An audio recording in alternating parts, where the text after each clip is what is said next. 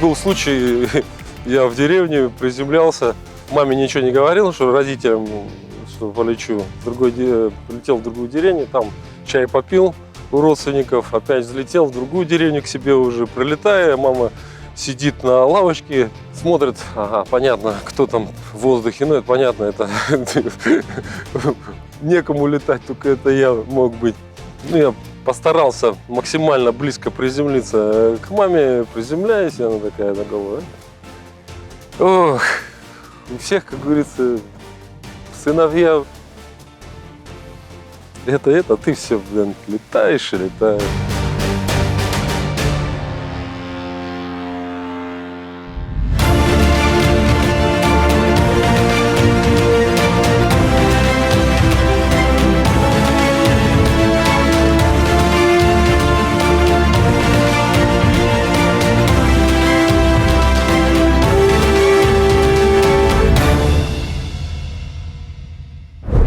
Любое оружие, заряженное оно, не заряженное, всегда должно быть в направлении, где нет людей. Рифат Хузагалиев, ветеран воздушно-десантных войск, прошел нелегкий путь от простого рядового до подполковника ВДВ, командира десантно-штурмового батальона. Посвятил себя служению Родине, не представляет жизни без неба. Я всем говорю и буду говорить, что у человека нет задач невыполнимых и нет ничего невозможного. Солдата нельзя жалеть, его нужно беречь. Это первое правило было. Второе правило это было делай как я.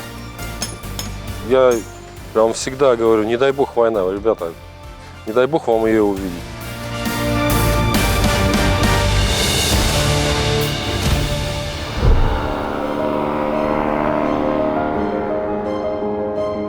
Самое, конечно, такое внутреннее в душе и прям до слез, это когда ты летаешь над своей деревней, именно ты знаешь там каждую тропинку в лесу около деревни, свое озеро, когда ты смотришь на речку, где ты купался в детстве, и ты над ней летишь, и вот это ощущение непередаваемое.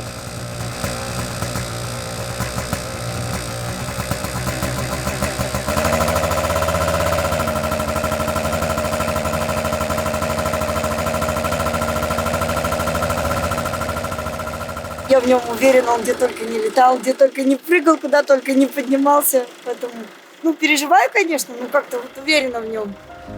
Не допускаю никаких плохих мыслей. Перед тем, как идти в небо, ты должен все доводить до автоматизма, готовиться к этому. То есть разные ситуации нештатные, которые могут произойти в воздухе, ты должен их полностью пройти на земле. Это и автоотцепка, и приведение парашюта запасного в действие, и какие-то нештатные ситуации при приземлении, при схождении в воздухе, например, с другим парашютистом. Ты все это должен до автоматизма натренировать на земле. Почему? Потому что там не будет времени даже думать.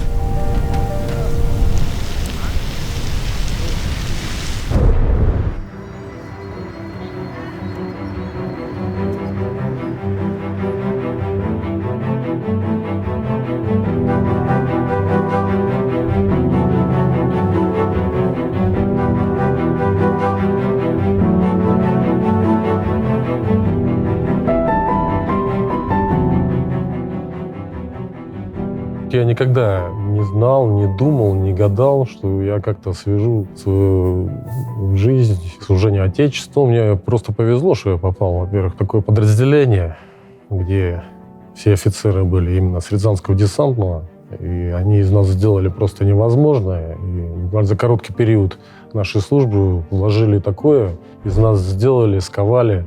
Мы пришли просто пластилином. Они из нас, из пластилинов, слепили за короткий период воинов-разведчиков. После уже войны, после штурма Грозного, я принял для себя решение посвятить себя служению Отечеству, получить образование и дальше идти по стопам, потому что для меня командиры, образ мужественности, отваги. Для нас всех командиры были как старшие братья, как отцы. И мы всегда, открыв рот, смотрели. Хотя они были не намного нас старше. Это сейчас через призму времени. Ни насколько я не жалею, что это принял решение и поступил, и дальше всю жизнь посвятил этому. Получив военное образование и высшее гражданское образование, которое дало Рязанское воздушно-десантное командное училище, я получил первое воинское звание, и карьера сложилась так, что я попал в 76-ю дивизию, десантно-штурмовую дивизию города Пскова. Я был назначен командиром первого разведвзвода 175-й отдельной разведроты. Меня также дали личный состав, только молодых, потому что весь взвод погиб в составе 6-й парашютно-десантной роты 104-го полка 76-й дивизии.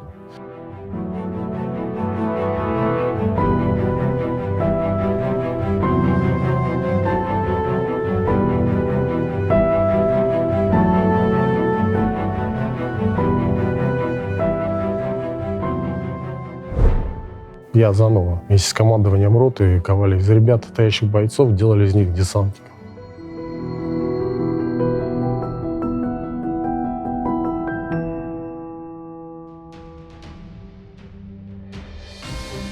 После выпуска, 2 месяца спустя, мы поехали ротой на Кавказ, и там в течение больше полугода выполняли боевые задачи в составе разведроты. Высокая награда для меня, да и как для любого офицера, обучая их, как правильно действовать на поле боя. Я за весь период своей военной службы десантника не потерял ни одного бойца.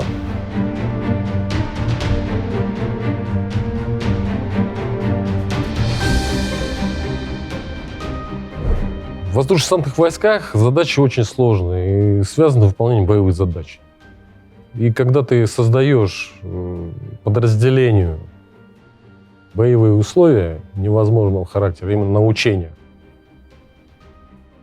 то, не дай бог, если случается такое, что приходится выполнять боевую задачу, тебе эта боевая задача просто кажется легкой.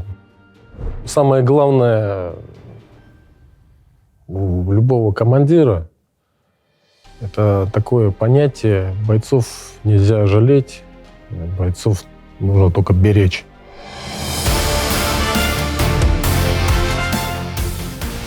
Сегодня с вами будет проведено занятие по воздушно-десантной подготовке. Тема занятия — укладка людских десантных парашютов Д-6 серии 4. Значит, Д-6 серии 4 состоит из стабилизирующего парашюта, перестабилизации, камеры основного купола. Купол состоит из 4 секций, стропы, подвесной системы десантника и ранца. Всегда, во-первых, все проверяется. Стабилизирующий парашют, проверяются стропы и так далее, чтобы не было разрывов. Что вопрос? Да-да-да. А за какое примерно время нужно уложить парашют? По нормативному документу вообще 45 минут. А так, мы минут 30 укладывались, на морозе причем. Раньше же 23 февраля это был день Советской армии и военно-морского флота, а сейчас его День защитника Отечества. Я считаю, это правильно переименовали. Почему? Потому что если взять защитника Отечества, это он не обязательно должен быть в строю именно и пройти армию.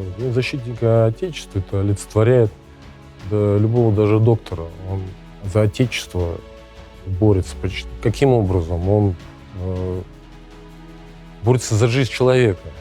Мы есть Родина, мы есть Отечество, наши дети, вот она Родина. Наши матеря, наши жены. Вот она Родина, и любая профессия такого характера, как спасение людей, это медики, и спасатели, и полиция, и вооруженные силы, это все мы защитники Отечества. В Башкирии сильный призыв, и я всегда и сам старался, и все командования дивизии направляли всех с Урала ребят ко мне. И с гордостью говорю, никто не посрамил себя, все достойно отслужили и до сих пор еще служат некоторые семьи обзавелись, выполняют боевые задачи, служат в десанте. Именно в Башкирии простые ребята, да, хоть с города, хоть с деревни, но почему-то, ну, это, не знаю, это дух какой-то такой башкирский, татарский наш дух воинов. Именно, история же повторяется. И вот сейчас смотришь на нынешнюю молодежь, мне не будет стыдно за ребят, которые попадут в войска, не только десантники, а именно и морпехи, там, любые войска, они там не посрамят именно Башкирию. Это, на самом деле это факт такой и есть. Я только горжусь своей молодежью, которая сейчас в Башкирии прорастает.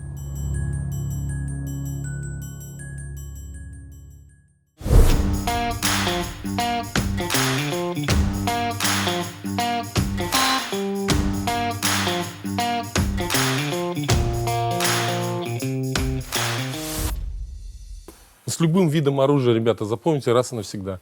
Любое оружие, заряженное оно, не заряженное, всегда должно быть в направлении, где нет людей. И вот видели там фотографии, там все фотографируются туда с оружием. И вот этот палец на спусковом крючке, да, это большой непрофессионализм. Всегда палец контроль. Контроль должен всегда пальцем на оружие. Заряжено, не заряжено. Вот в таком вот положении. Ну, переносится либо вверх, либо вниз. Ну, прицеливайтесь и производите. Обязательно должна быть прикладка. Прикладка. Это вот прижали вот сюда в плечо, сильно прижали. Прицелились вот таким положением. Все должно быть свободно. Локти лучше опустить. Прицелились, совместили планку с мушкой и провели выстрел. Мишень должна быть чуть-чуть расплывчатая, а прицельные приспособления у вас должны быть в глазах четкими и ясными, чтобы видеть расстояние по горизонту, по вертикали, чтобы у вас ровно все сопоставилось с центром мишени. И плавно-плавно производите выстрел. Вот таким вот образом. Приклад, вот. Вот правильно. Как тебе удобно, чтобы ты был свободен.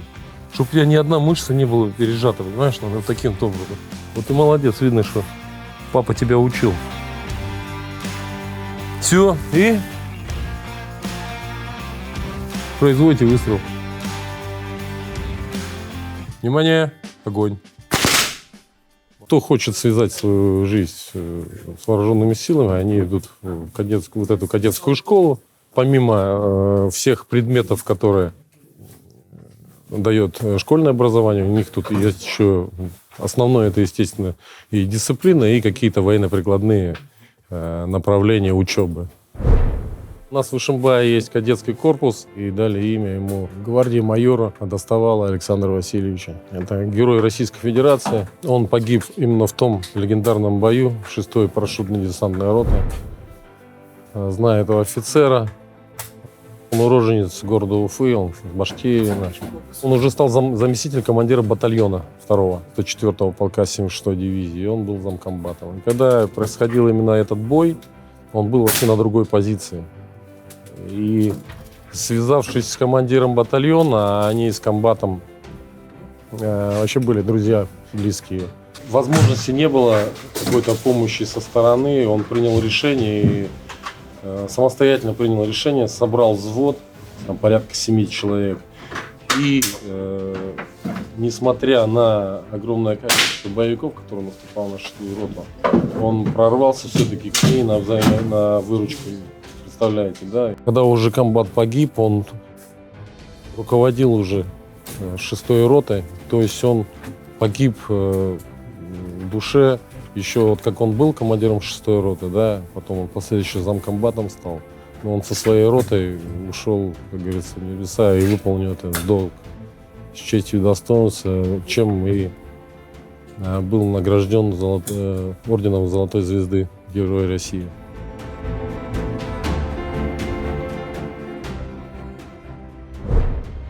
Не знаю, может, меня армия так научила, но самое главное, я считаю, у человека, любого, взять, это как говорится, преодолеть себя. И насколько мне сейчас позволяет моя жизнедеятельность, я стараюсь создавать себе такие условия. Не то, что доказать себе, там, что я это смогу, а то, что я сам себя внутренне воспитываю. Ну и ежегодно, в зависимости от возможностей, времени, я стараюсь ездить на Кавказ. И в 2017 году у меня было одиночное восхождение на гору Эльбрус. Когда я портрет своего прадеда прицепил к рюкзаку своему горному.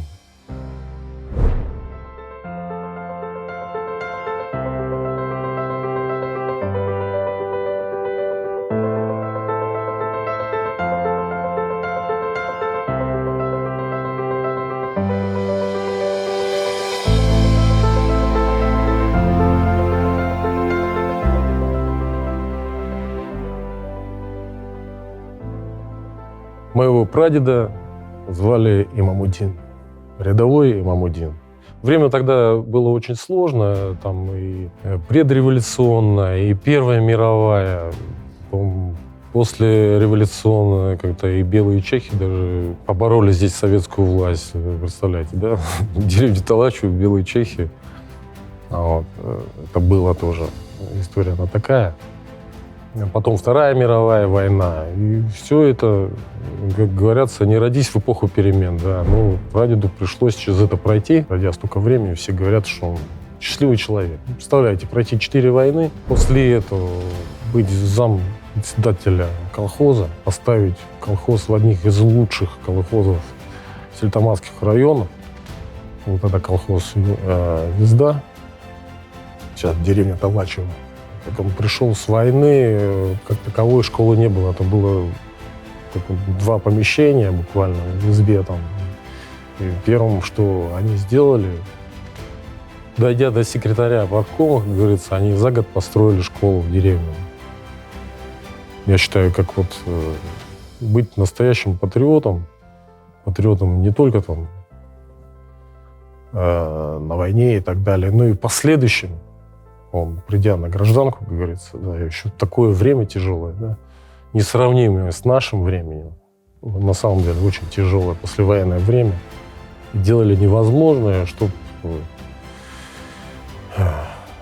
деревня процветала.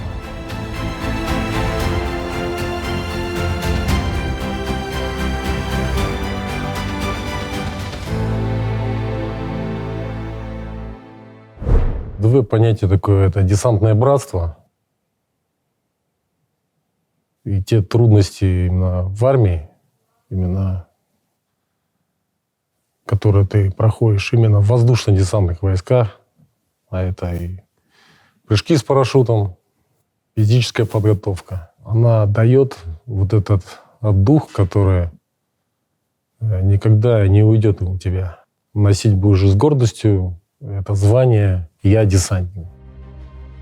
Нет ничего невозможного. Когда человек, например, просто бежит, и он уже понимает, что он сейчас упадет, потеряет сознание, он не может, у него ноги не идут, он ничего не может, он уже все, на последних сил все сделал. И тут вырубается так называемое ЗВДВ. И он дальше, у него появляются откуда-то силы, он дальше просто боец делает невозможное реально. Он через «не могу», через «не хочу», за воздушно-десантные войска, за дядю Васю, и он дальше бежит и пробегает намного больше, чем он дошел до этого состояния.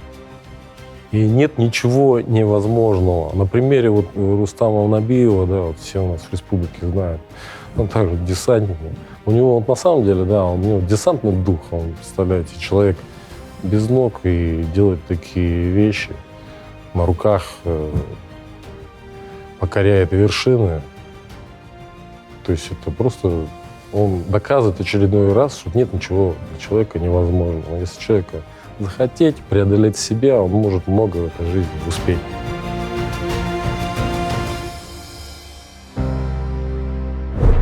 Для чего нужно пройти срочную службу в армии? Ну, во-первых, молодой человек, прослужив определенный срок срочной службы и возвращается, он уже приходит совсем другим человеком.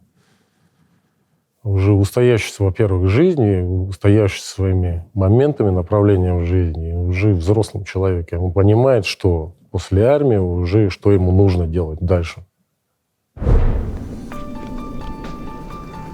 Он вчера сказал, он хочет у нас быть врачом, художником, полицейским,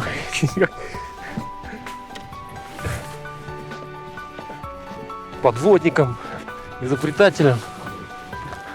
У него папа военный, мой папа, то есть его дедушка военный, прадеды военные, которые прошли всю войну с наградами, вернулись. Поэтому мы прочим ему судьбу военного, да. Но если уж он станет взрослым, совсем прям не захочет, конечно, не будем ломать, но я думаю, что у него нет выбора.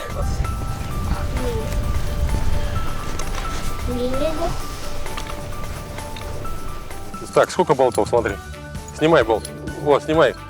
Не, вот за это дергай, вот так вот. И потихоньку снимай, давай. Вот. Естественно, я хочу, чтобы он вырос военным. Пошел по стопам, как бы моим. Но самое главное, я хочу, чтобы он был здоровым, счастливым человеком. Какой путь он выберет, это его будет. Я, конечно, буду поправлять его и делать все, чтобы он вырос профессионалом в каком-то деле, какой он выберет. Но самое главное, чтобы он был счастливым и любил выбранную им профессию, любил ее, вот как я люблю, да, военное дело.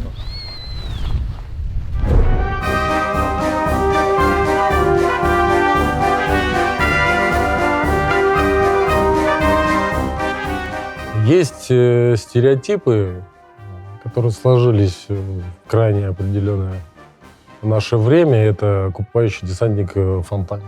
Это ложный стереотип, который сложился в отношении десантника. Это неправильные поступки, это так не должно быть.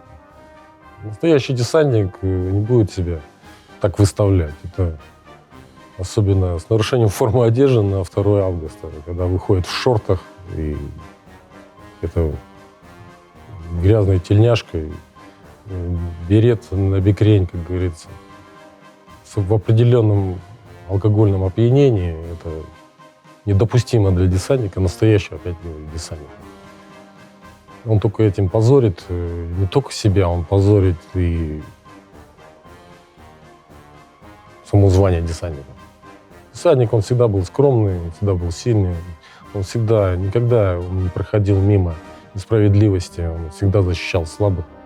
Он не выставлял себя на показ пьяным в фонтане. Он никогда это не... Я считаю, что настоящий десантник это не сделает. 2 августа обязательно, конечно же, мы возлагаем цветы своим погибшим товарищам. Собираемся вместе, либо на природе. Прыгаем также с парашютом на 2 августа. Знакомим свои семьи друг с другом, поддерживаем вот это именно братство десантное. И стараемся держаться всегда вместе.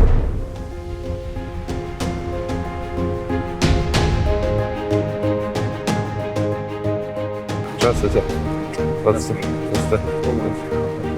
Здравствуйте.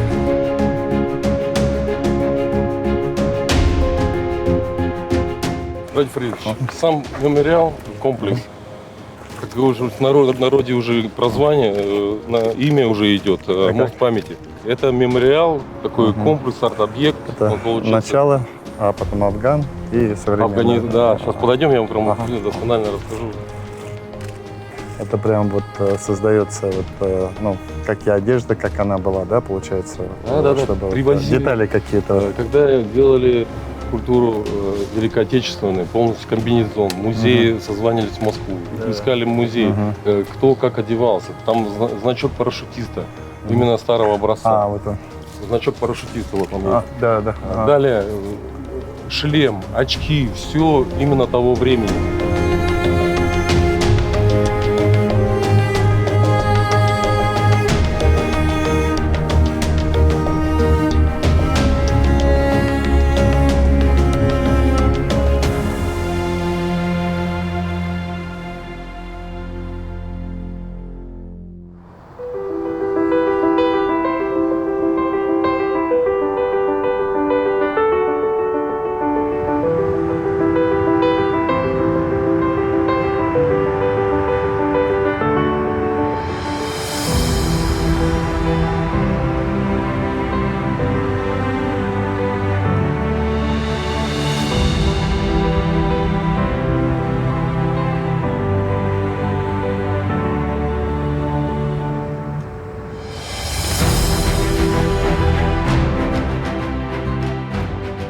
Десантников бывших не бывает. Это на всю жизнь, если ты попал в десант, то ты в честь и достоинство до конца своей жизни будешь это, с гордостью носить это звание десантник.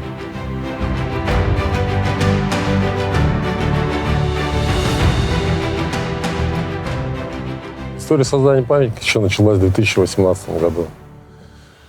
Наш старейшина, так сказать, десантников, есть уважаемый человек Хусейнов Салават Сахиевич.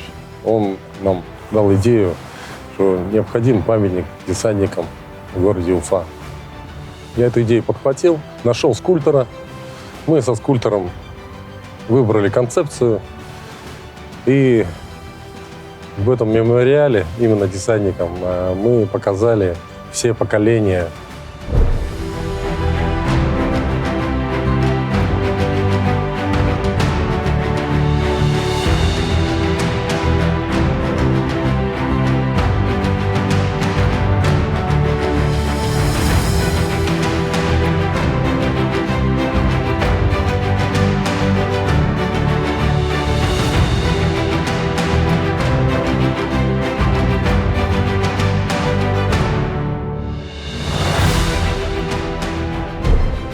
Монументы воплощены в бронзе образы 4 поколений.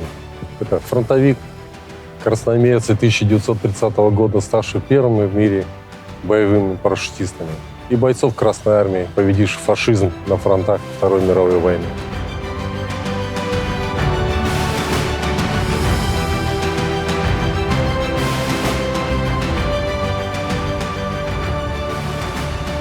Воины-интернационалисты. Это воины советского периода, проявивших отвагу, героизм и верность присяге, завоевавших всенародную славу в локальных войнах и конфликтах XX века.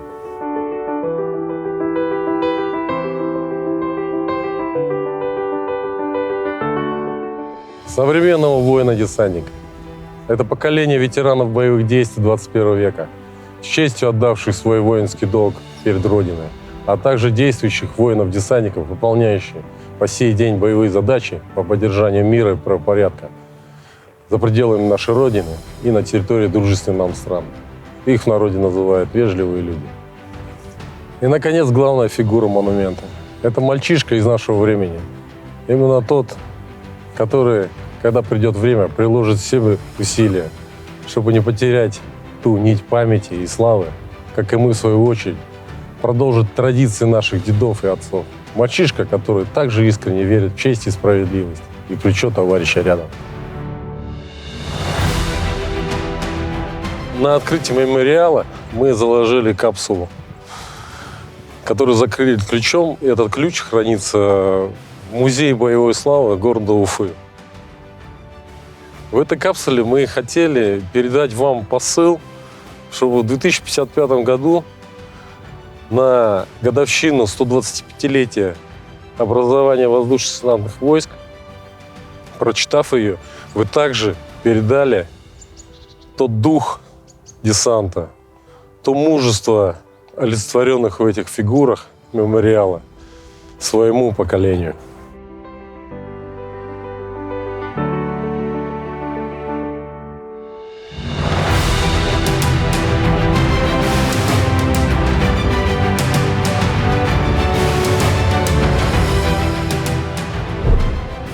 Мы, старшее поколение, видим в вас большой потенциал. У вас все впереди, и мы знаем, что вы историю эту не забудете, будете продолжать также идти по стопам своих братьев, отцов, прадедов. Но мы, старшее поколение, будем поддерживать вас, помогать вам стать на правильный путь. Так же, как показаны в этом мемориале, герой Великой Отечественной войны и воин-интернационалист направляет воина-десантника 21 века.